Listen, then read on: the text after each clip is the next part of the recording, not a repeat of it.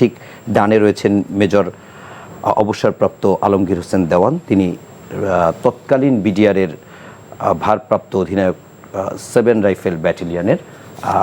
আপনাকে স্বাগত জানাচ্ছি এবং স্বাগত জানাচ্ছি আমিনুল ইসলামকে, তিনি সুপ্রিম কোর্টের আইনজীবী।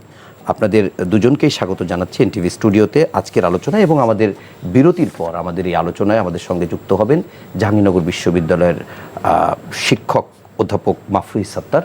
আমরা সরাসরি শুরুটা করতে চাই দেওয়ান আলমগীর হোসেন আপনার কাছ থেকেই। আমি একটু জানতে চাই যে বিডিআরের ওই দিনের যে ঘটনাটি দরবার ছিল এবং সেই দরবারের ঘটনায় আমরা যতটুকু দেখেছি সেখান থেকে একজন শুধুমাত্র সেনা কর্মকর্তাকে আমরা দেখেছিলাম, যে কামরুজ্জামান, তিনি ওই ঘটনাকে স্বচক্ষে দেখেছেন, সেখানকে সারভাইভ করেছেন এবং তিনি যে কোনোভাবে সেখান থেকে বেরিয়ে আসছেন। আমি যদি ভুল না করি আপনিও ওই দিন দরবারে যাওয়ার কথা ছিল এবং আপনি পিলখানার ভেতরেই ছিলেন এবং একটু জানতে চাই, দরবার হলেই ছিলেন। একটু জানতে চাই আপনি কিভাবে মানে মৃত্যুর হাত থেকে সেখানে বেঁচে ফিরলেন সেই গল্পটি, এবং আপনি তখন কোথায় ছিলেন, ঘটনাটির শুরুটা কেমন ছিল? ধন্যবাদ ভাই। আমি অ্যাকচুয়ালি বেঁচে যাওয়াটা এটা একটা মিরাকল। আমি ওই দিন আমি মনে করি যে হঠাৎ করে আমি অসুস্থ হয়ে যাই, আবার শুনলাম দরবার পিছিয়ে গিয়েছে 1 ঘন্টা।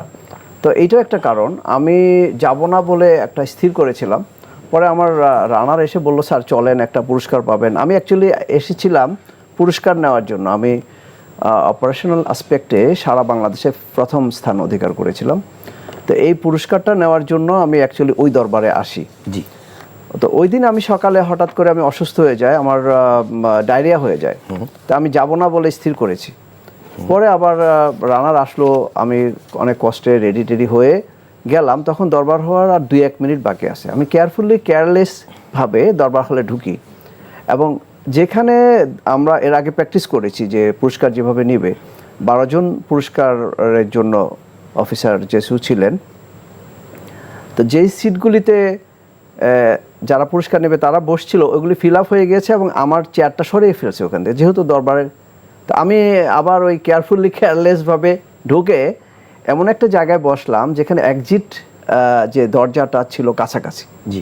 আমার পাশে আরেকজন ছিলেন কর্নেল সালাম স্যার, উনি মেডিকেল কোরের, উনিও সারভাইভ করেছেন। আমরা একসাথে বসছিলাম। কতজন আপনারা বেঁচে ফিরেছেন ওইখান থেকে? দরবার হল থেকে তো আমরা 5-6 জন বেঁচে গিয়েছি। 5-6 জন। তো যেটা বলছি, অফিসাররা বিভিন্ন জায়গায় ছিল আর কি। আপনার একটু দেরি হয়েছিল মনে হয় যেতে, বা আমার এই যে যেতে দেরি হওয়ার কারণে আমি বসলাম যে যেখানে বসার কথা ছিল সেখানে সব মারা গেছে।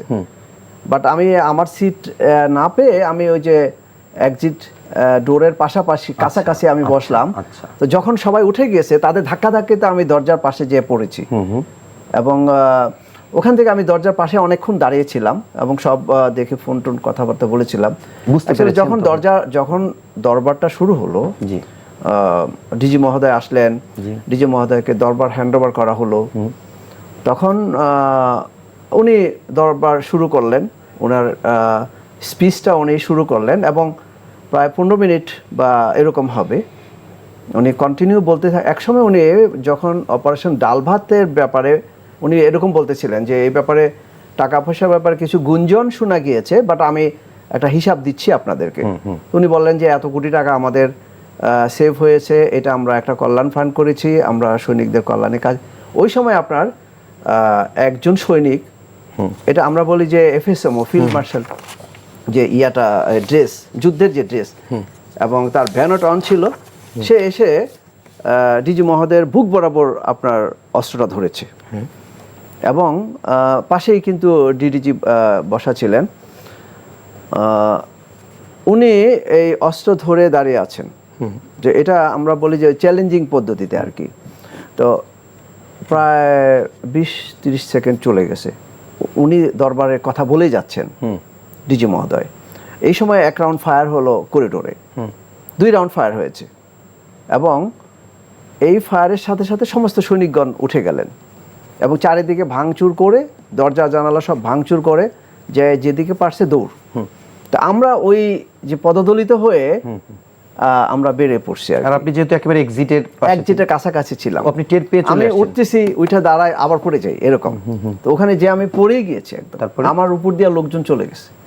তারপর আমি পাশে দাঁড়ালাম, পরে দেখলাম যে দরবার হলের চারিদিকে আপনার টোটাল আমি এই পাশে আমি 8 জন দেখেছি, ওই পাশে আরো 2-3 জন থাকতে পারে। এরা বুলেট আপনার লোড করতেছে আর উপরের দিকে ফায়ার করতেছে। আচ্ছা, ওরা সবার হাতে ফাঁকা আমি fire? রাইফেল নিয়ে উপরের দিকে ফায়ার করতে জাস্ট এই লোড করে ফায়ার করতেছে, এরকম করতেছে আর কি। তো আমি সাথে সাথে আমি ডিজিএফআই কে ফোন দিলাম, মেজর আসাদের সাথে আমার প্রথম কথা হয়।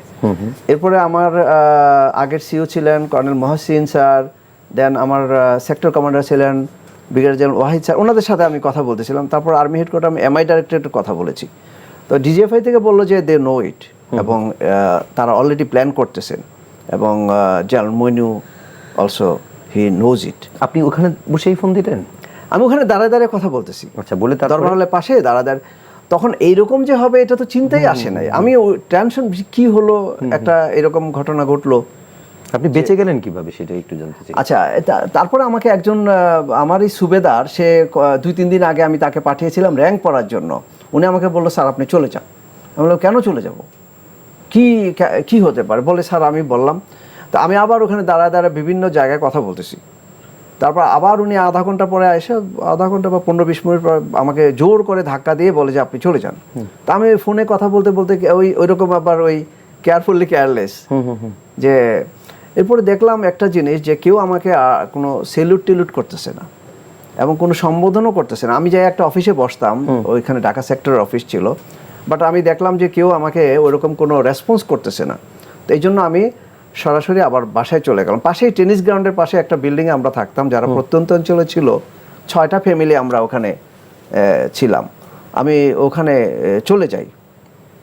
তো এর মধ্যে আমাকে একজন পুলিশের, আমার একটা বন্ধু আছে, ওনার নাম, উনি এডিশনাল এসপি আনিস, সে আমাকে ফোন করে বললো যে দোস্ত তুমি কোথায় আসো, তুমি সরে যাও, এটা কিন্তু একটা অফিসারদের বিরুদ্ধে সৈনিকদের একটা বিদ্রোহ। তো এই ফার্স্ট আমার একটু হলো যে, এরপর আমি বাসায় চলে গেলাম। তো বাসায় চলে যাওয়ার পরে চারিদিকে এখন সবার হাতে অস্ত্র, আমি কাউকে অস্ত্র ছাড়া কাউকে দেখি নাই। বিডিআর সদস্য সবাই অস্ত্র দৌড়ে অস্ত্র নিয়ে আসতেছে প্রত্যেকে, এবং একটা পিকআপে করে অ্যামুনিশন দিয়ে যাচ্ছে। তো আমাদের বাসার সামনেই আমাদের টিন শেড বাসা ছিল, বাসার সামনে একটা গাড়িতে আগুন লাগছে। আমি এটা নিভানোর জন্য বাইরে আসলাম, 2 জন লোক এসে, এইটা কিন্তু তখন 11টার মতো বাজে, 11:15 বা 11টা, 2 জন লোক আমাকে এম করে ফায়ার করলো। আচ্ছা, তো আমি আবার তাড়াতাড়ি ভিতরে ঢুকলাম। আমার বড় বোন ছিল, বলে তুই ইউনিফর্ম পরে বাইরে যাইস না, তোকে চিনে ফেলবে। তখন আমি আবার লুঙ্গি আর হাফ শার্ট পরি। আচ্ছা, ওইটার আগুনটা আমরা কন্ট্রোল করি, আর ওরা আবার এসে আমাদেরকে ফায়ার করছিল, বাট আমার এরকম চুলের উপর দিয়ে ফায়ার গিয়ে আপনার ওয়ালে লাগছে। তখন আমরা দরজা টরজা বন্ধ করে ভিতরে ছিলাম। ইতিমধ্যে 11টার মতো বেজে গেছে। তখন আমাদের রুমে 3 জন সৈনিক দরজা ভেঙে ঢুকলো, ঢুকে বললো, আর ইতিমধ্যে কারেন্ট কিছু নাই, ঢুকে তারা বললো যে এখানে অফিসারের ড্রেস দেখা যায়, অফিসার কই? তখন আমি একটা টেবিলের নিচে পালাই। তো এর মধ্যে সবার মোবাইল নিয়ে যায় এবং কাউকে মারধর করে, কাউকে ধমকি করতেছিল। সব ভাবিরা আমাদের রুমে আসছিল, আমরা প্রায় ওখানে 18 জন ছিল। যে আপনার ঘরের ভিতরে ঢুকলো, তারপরে আপনি ওরা সব ভাঙচুর করলো, সবার কাছ থেকে মোবাইলগুলি নিয়ে গেল, এবং খুব তারা একটা ত্রাস সৃষ্টি করলো। এবং আমার ওয়াইফ ওই ভাঙচুরে একটু বাধা দিয়েছিলেন, বাট তাকে ওই সময় তাকে একটা রাইফেল দিয়ে আঘাত করা হয়। তার বাসায় কে কে ছিল আপনার? আমার বাসায় আমার ওয়াইফ ছিল, আমার মেয়ে ছিল, আর অন্যান্য ভাবিরা সবাই আসছেন। আমার বড় বোন আসছিল, তার বৌমা আসছিল, এরা বেড়াতে আসছিল। আচ্ছা, ওর ছোট বাচ্চা ছিল 6 মাস। তারপর তো এরপরে আমি টেবিলের নিচে পালিয়েছিলাম। তো আমার মোবাইলটা বেজে ওঠে, তো ওরা বললো মামা কোথায়, ফোন বাজতেছে, মামা তো ওইখানে। তো ডাইকা আইনে আমাকে আমার দিকে অস্ত্র ধরলো। তখন আমি কিন্তু ওই যে লুঙ্গি আর হাফ শার্ট পরা ছিলাম। তো আমি বললাম ভাই আমি এখানে বেড়াতে আসছি, আমি এখানকার কেউ নাই। তো এমনিও অন্ধকার ছিল, ওরা আর আমাকে মারলো না, নিয়ে আসলো নিচে সবাইকে নিয়ে আসলো। এখন আমাদেরকে কোয়ার্টার গার্ডের দিকে নিয়ে যাচ্ছে। তখন 2 জন সৈনিক আমাকে ধরছে, বলছে আপনি মেজর আলমগীর, আপনি নীল ডুমুরের সিও, কালকে তো চিংড়ি মাছ পাঠিয়েছিলেন। তো আমার সব কিছুই বললো। এখন আমি ভাবলাম যে ইতিমধ্যে আমি শুনতেছি কানাকানি যে দরবার হলে সব মেরে ফেলছে এইসব কথাবার্তা ওরা বলা বলি করতেছিল। তো তখন আমাকে নিয়ে যাচ্ছে, তা আমি ভাবলাম যে আমাকে মেরে ফেলবে। তো আমার আব্বা বলতো যে যখন বিপদে পড়ো তুমি সূরা ইয়াসিন পড়ো। তো আমি সূরা ইয়াসিন পড়তে পড়তে একটা লম্বা সৈনিক আমার হাত ওদের মাস্ক পরা ছিল, আমার হাতটা শক্ত করে ধরে একটু দূরে নিয়ে যাচ্ছিল, আর দুইজন ডাকতেছিল এদিকে নিয়ে আয়। তা আমি ভাবতেছি যে now they will kill me, but আমি মিথ্যা বলবো না। তো আমাকে যা বলছে আমি পরিচয় দিয়েছি, হ্যাঁ আমি সেনাবাহিনী, আমি মেজর আলমগীর, আমি ঠিক আছে এগুলো সব কিছু। তখন এরা ওই সৈনিক দুইটা আবার দেখলাম একজন নাই, একজন কোথায় চলে গেছে, সে আমাকে নিয়ে কোটাঘাটির দিকে হাঁটা শুরু করলো। এখন হাতের বাঁধনটাও একটু হালকা। তো নিয়ে যে আমি বললাম আমাকে কি সেভ করা যাবে, বলে আমাকে তো মেরে ফেলবে এরা, আমি আপনার কি করব। তখন একবার এদিকে যে একবার তারপর বললো আপনি কোয়াটাঘাটের ভিতরে এই রুমে যে পিছনে বসে থাকেন। ওখানে আরো অনেকে ছিল, ওখানে প্রায় 100-র মতো এই বাচ্চা, মহিলা, এবং আমি দেখলাম আমার যাদের গুলি করবে না, আর একটা অফিসারও ছিল পিছনে লুকানো। আরেকজন অফিসারকে খুব মারধর করছে, রক্তাক্ত সারা শরীর। ভাবি তার পাশে, ও আসছিল অ্যাকচুয়ালি সে মিশনে ছিল, সে আসছিল ছুটিতে, ওকে ঘর থেকে ধরে নিয়ে আসছে এবং চরম মারধর করেছে এবং তার রক্তগুলি মুছতেছে ভাবি। আর ও ওখানে দাঁড়ায় আমাকে বললো যে তুমি থাকো। আমি আমার ওয়াইফের ওড়নাটা পরে মহিলা সেজে তার পিছনে বসে থাকলাম। আচ্ছা, ইতিমধ্যে আমি দেখতেছি যে একজন হাবিলদার ওখান থেকে বলতেছে এখানে যা অফিসার আছে সব বের করে মেরে ফেলো। ওই আমাকেও তাই নির্দেশ দেওয়ার জন্য ওরা নিয়ে যাচ্ছিল মারতে, অ্যাকচুয়ালি কেন যেন পরে আবার নাই। তো আরেকজন হাবিলদার দেখলাম যে সে সিগারেট খাচ্ছে, বলতেছে দরবার হল ক্লিয়ার, তোমরা যেখানে যা অফিসার আছে সব নিয়ে মেরে ফেলো। আবার সে ইউনিটে ফোন করেও বলতেছে।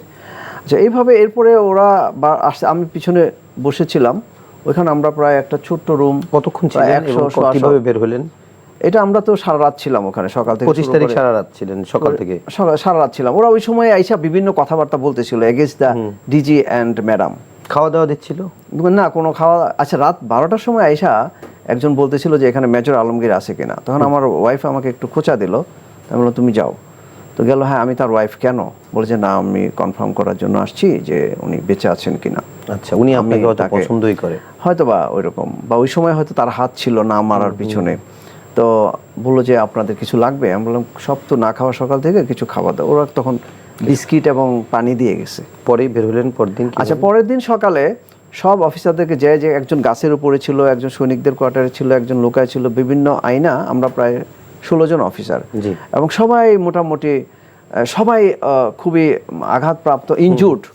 কারো দাঁত ভেঙে গেছে, কারো এই ইয়েটা ভাঙা, কারো রক্তাক্ত, কারো হাত ভাঙছে, এরকম অবস্থা আর কি।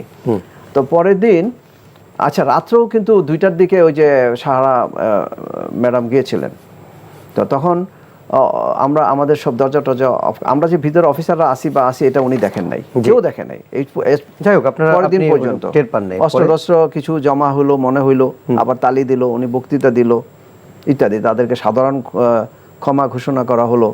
আচ্ছা, পরের দিন সব অফিসারদেরকে একত্রে করে, এর ভিতরে এই যে সরকারের প্রতিনিধিরা গেল, তাদের সঙ্গে এগুলো কি টের পাচ্ছিলেন? আমরা আমাদের দরজা আটকিয়েছিল, বাট আমরা টের পেয়েছি যে আসছে, যে কথা বলছেন উনি। টেলিভিশন কিছু ছিল না ওইখান থেকে, আপনারা শুনে শুনে যতটুকু বোঝার চেষ্টা করুন। আচ্ছা, আমরা আরো কিছু প্রশ্ন আমার কাছে আছে, সেই প্রশ্নগুলো নিয়ে আমরা আবার আপনার কাছে আসবো। আমরা অনেক দুঃখিত যে আপনাদের কাছেও একটু যেতে চাই। আমিনুল ইসলাম, আপনার কাছে একটু ছোট ছোট করে বেশ কিছু বিষয় একটু পুঞ্জীবিত করার কাজ করছিলেন, এবং তিনি বলেছেন যে আওয়ামী লীগ অনেক নেতাদের সঙ্গে তারা বৈঠক করেছেন, এমনকি দরবারের দ্বিতীয় দিন সম্ভবত, যেটি প্রথম দিন প্রধানমন্ত্রী সেটি উদ্বোধন করেছে, পরদিনও তার যাওয়ার কথা ছিল, অথবা স্থানীয় সংসদ সদস্য শেখ ফজলেনুর তাপস তিনিও হয়তো সেখানে যাওয়ার কথা ছিল, কিন্তু কেউ সেখানে যায়নি এবং তারা আগে বৈঠক করেছে। তো এইরকম আগে থেকেই যে একটা জনমত তৈরি করার জন্য বিডিআররা ভেতরে ভেতরে করছিল, সেটি আপনারা জানতে পারতেন কিনা বা ধারণা করেছিলেন কিনা, কিংবা গোয়েন্দা ব্যর্থতা ছিল কিনা? এখানে অবশ্যই গোয়েন্দার ব্যর্থতা ছিল আমি মনে করি। আর লিফলেটের ব্যাপারটা আমিও শুনেছি, এবং আমার পরে শুনেছেন নাকি ওই সময় শুনেছেন? না, ওই দিন রাত্রেও বলতেছিল এরকম, আমার ওয়াইফ বলতেছিল যে কি লিফলেট নাকি করছে, তুমি দেখছো কিনা। আমি অ্যাকচুয়ালি ওই সময় অনেকদিন পরে ছুটি আসছি, এরকম টাইপের আর কি, যে এই সুযোগে আমি বিভিন্ন জায়গায় দেখা করতে, আমি ভিতরে ছিলাম না খুব একটা। বাট এই দরবারে প্রাইম মিনিস্টার আসার কথা ছিল এটা আমি জানি না। আচ্ছা, প্রথম এর আগের দিন উনি আগের দিন তো উনি থাকবেনই। এই দরবারটায় মনে হয় ওনার আসার কথা ছিল। এমপিরা থাকেন এই সমস্ত? না, দাওয়াত ছিল। আচ্ছা, এমপিরাও থাকার কথা না। আচ্ছা, আমাদের তো এটা এর আগে তো আমরা প্র্যাকটিস করেছি। আচ্ছা, আর জি হ্যাঁ, লিফলেটের ব্যাপারগুলি আমি যতটুকু জানছি ওই সময় জেনেছি, পরেও জেনেছি যে এটা ডিজি মহোদয় অবগত তেমন একটা পাত্তা দেন নাই। উনি এরকম ধরনের আসলে এটা হবে চিন্তা করা যায় না, ধারণার বাইরে ছিল আপনাদের। আমি তো দরবার হলে থেকেও ওইখানে আধা ঘন্টা পর্যন্ত অপেক্ষা করেছিলাম, তখনও তো চিন্তা করতে পারি নাই যে আমার সৈনিক আমার বুকে গুলি করবে। আচ্ছা, মানে ব্যাপারটা এই কারণে বললাম, এইটা তো এই ইন্টেলেকচুয়াল হন আপনাদের, মানে সেনাবাহিনীর যে গোয়েন্দা সংস্থায়ও যারা কাজ করে তারাও বেশ চৌকস হয়, তো সেগুলো ওইখানকার আমি মনে করি যে মিডিয়ার থেকে জানা যায়নি এই ক্ষোভগুলো বা এরকম অবস্থা। আমি যখন প্রথমেই ডিজিএফআই এর সাথে কথা বললাম, এরা তো আগে কিছুই জানে না, এবং ওই সময় আমার কাছ থেকে শুনে ফার্স্টেই বললো যে হ্যাঁ আমরা খবর পাচ্ছি এবং এটা আর্মি হেডকোয়ার্টার একটা প্ল্যান করতেছে, আর্মি উইল মুভ। আচ্ছা, আমি একটা জিনিস একটু আপনার কাছে জানতে চাই, সেটি হচ্ছে এই ঘটনার বর্ণনা শোনার ক্ষেত্রে এটি আমার শেষ প্রশ্ন আপনার কাছে, সেটি হচ্ছে যে আমরা দেখেছি যে সেখানে যখন সকালবেলা একেবারে যখন এই মানে বিডিআর জওয়ানেরা যখন একেবারে অস্ত্র হাতে তুলে নেয়, মানে নৃশংসভাবে হত্যা করে, নারকীয় তাণ্ডব চালায়, এবং পরবর্তীতে আমরা দেখি যে চারপাশে প্রায় আর্মির গাড়িগুলো চলে আসে, ট্যাঙ্কও চলে আসে, কিন্তু যদিও ঢুকতে দেওয়া কিংবা সেটার উপর আক্রমণ চালানো সেই বিষয়গুলো চায়নি। অনেকগুলো কারণও আছে, কারণ হচ্ছে ভেতরে অনেকে জিম্মি ছিল, তাদেরকে জীবিত উদ্ধার করার চিন্তাও ছিল, অনেক বাস্তবতাও ছিল। কিন্তু আমার প্রশ্ন হচ্ছে যে একটা প্রক্রিয়া, সাধারণ ক্ষমা ঘোষণা করা, প্রধানমন্ত্রী কার্যালয়ে তারা গেলেন, দফায় দফায় মিটিং হলো, কিন্তু সবথেকে বেশি সেনা অফিসারকে কখন মেরে ফেলা হয়েছে বলে মনে হচ্ছে আপনার কাছে? এটা আমার মনে হচ্ছে এটা 11টা প্লাস বা মাইনাস, সকাল 11টার দিকেই বেশি করছে।